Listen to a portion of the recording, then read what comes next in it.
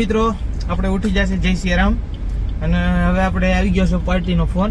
Pickup જે ભાઈને કરવાનું આપણે 7 વાગ્યા હતા, પણ અત્યારે વાગ્યા છે 8:15. કારણ કે એ લોકોને રિટર્ન આવે એટલે ઇમિગ્રેશન કરાવડાવવું પડે. કારણ કે ફ્લાઇટ લેન્ડિંગ થાય તે પછી ભાઈને કાગળિયા ને એવું બધું જોવે, પછી એવું બધું ઘણું બધું ભાઈની પ્રોસેસ આવે.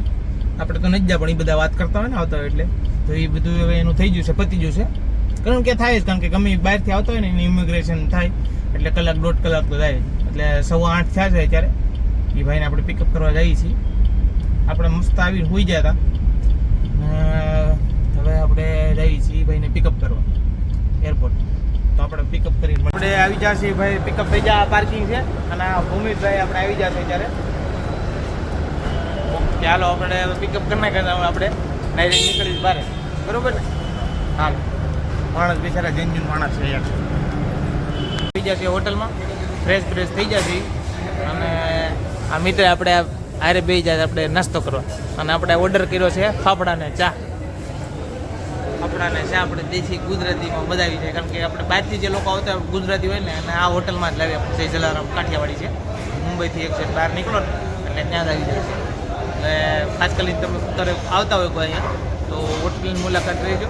અને બધું જમવાનું નાસ્તો બાસ્તો બધું મતલબમાં સારું મળે છે અને રિઝનેબલ ભાવમાં. એવું નહીં કે ભાઈ હોટલ રોડ કાઢે છે એટલે વધારે ભાવ લે, સારું બનાવે છે. અને આવે એટલે તમને બતાવું તો એક બહુ મસ્ત અજીબ વસ્તુ છે. હર વખતે તમને બતાવું છું. આ તો એકવાર બતાવેલું છે, ચલાળાવાળા જી અમરેલી કાઠિયાવાડી, આપણે અમરેલી જિલ્લાના અમારી સાઈડના હોટલવાળા હોય. અને પછી જે બાજુમાં આખો રિસોર્ટ છે, મતલબમાં બતાવી દો ને આવી રીતે કંઈક આખો માહોલ છે, એક નંબર. એટલે આ બધા પૈસા દઈને એટલે હોટલમાં છે ને, એટલે આપણે પૂછીને આવ્યા થઈ. નકર અહીંથી તો ટિકિટ વાળી છે જ, એટલે ટિકિટ લેવાની. વાહ ભાઈ વાહ, એક નંબર વ્યૂ છે યાર, જબરદસ્ત. નાના છોકરાનું આખું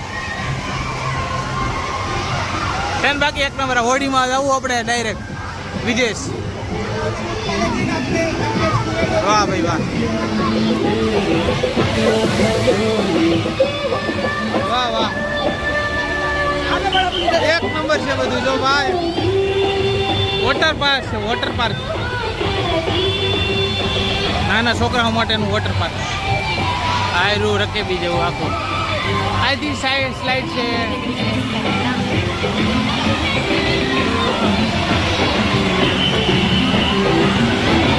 મોટાનું નથી લાગતું એવું લાગે, બસ નાના છોકરાનું છે, મોટાનું નહીં.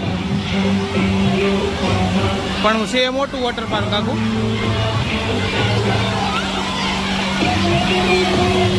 અહીંથી સ્લાઇડ રહી, અહીંથી મોટી સ્લાઇડ આવડિયા. એ બહુ મોટી લાગે, એ બહુ મોટી છે. આવડિયા છે. વાહ, અમુક તો ઠંડુ પાણી હોય ને ત્યાં દાઢી ડગડગતી જાય છે.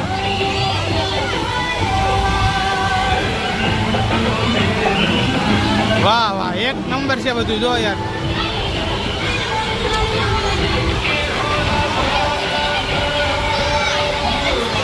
નાના છોકરાનું છે સ્પેશિયલ. વાહ, આ બધા નાઈસ છે. જો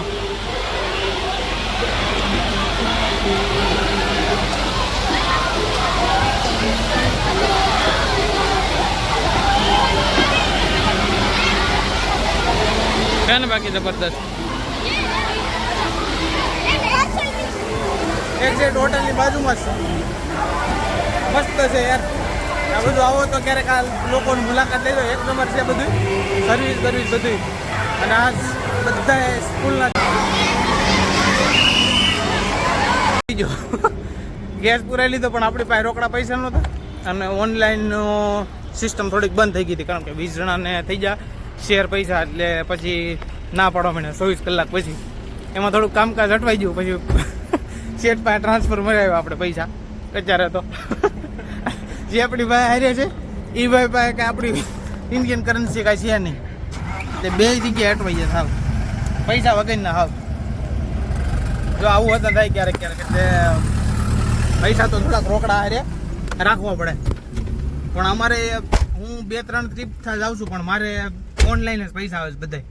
કાં શેઠને ડાયરેક્ટ ઓનલાઈન આવી જાય અથવા તો જે આપતા હોય મને એ ડાયરેક્ટ મારા ખાતામાં નાખતા હોય, એટલે રોકડા પૈસા તો આપણી પાસે શેઠ નહીં હજી.